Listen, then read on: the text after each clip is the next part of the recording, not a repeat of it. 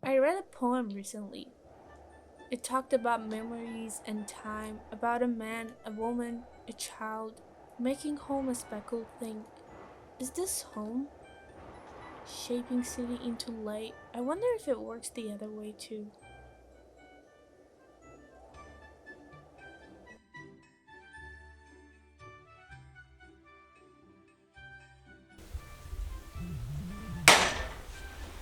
She spawned mischief into whereabouts and settled in for the journey. Oh, hello! Thank you! A single mother on Hastings. Kimi? Kime? No! So, this is time? So many questions. Kime?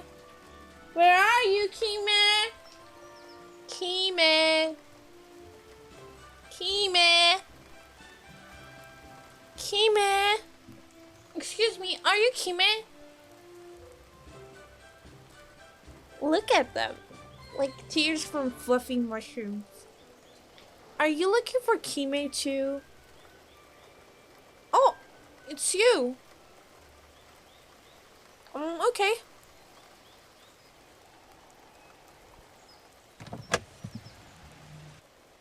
Letting the city speak its volumes. Soft but stuck. The string section caught in archback G. Home as though. Eclair, delicious in its warmth in the mud or chocolate of tending. Now I'm hungry. So many people, soft but stuck. Have you ever tried Mazagohan? No? Me neither, but I really like the name. She releases steam like a punk city. She's street, spinning stories, twisting words, curated and bullshitless. She beckons, sidelong in the current, self-undone, oxidized woman as fresco. Hey! That was my cake! I'm tired. Thank you for your help. Bye.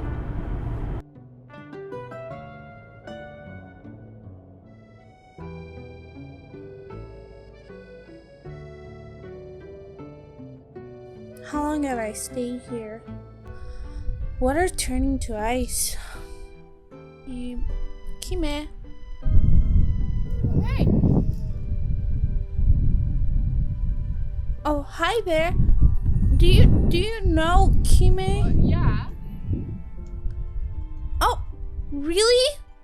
I mean, yeah, but she's dead. She's been dead for a while now. Oh, dead. Is that what they call the end of someone's time? I'm her great granddaughter. I'm Angela. And you are? Gohan. Like Masako-man? She has arrived.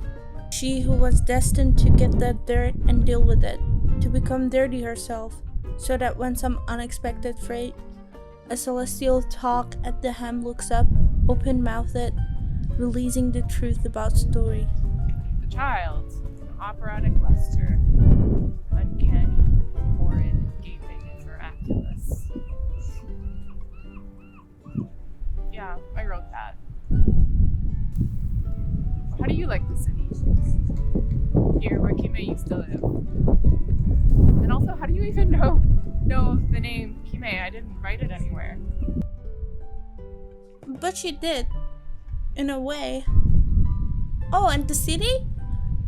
It has its ups and downs, but I guess it's better than nothing.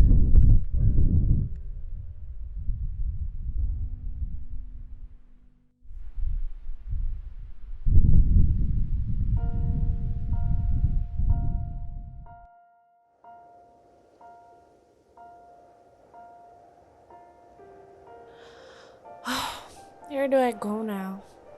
When it's the end of my time? Back to where I came from? Is that home? Eternity in a timeless place? Or this? Maybe that's why I admire you, Kime. Forever on a page for you. Just one more day.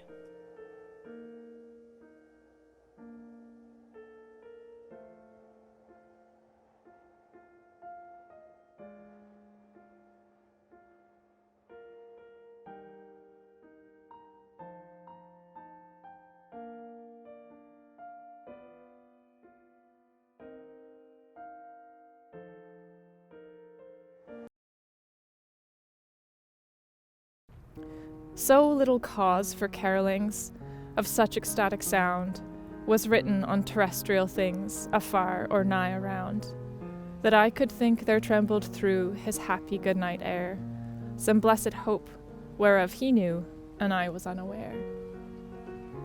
I think that I encountered Thomas Hardy's writing when I was like 17 years old, and it spoke to me for some reason, and I didn't really understand it at the time.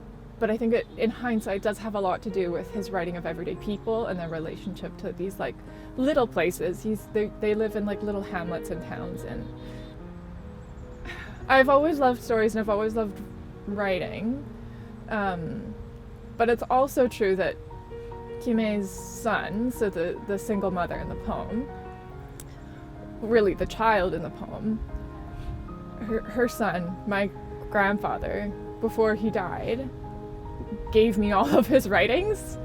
So poems and stories and screenplays and all kinds of stuff that was just unfinished and in various states. And also he had collected pens, and he gave me 2 pens before his death. So it's sort of like, I guess, storytelling and the call to write or the call to tell stories has been always a part of my life, and then sometimes more explicit than others.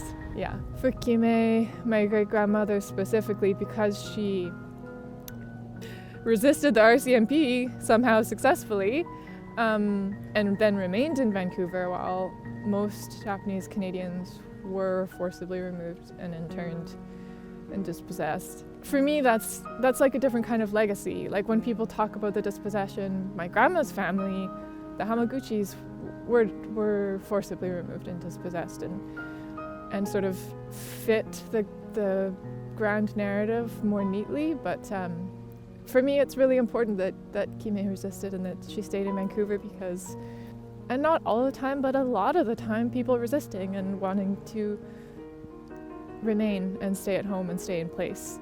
So for me, there's a connection there where I'm like, okay, well, what I'm inheriting is this legacy of saying fuck you and staying at home.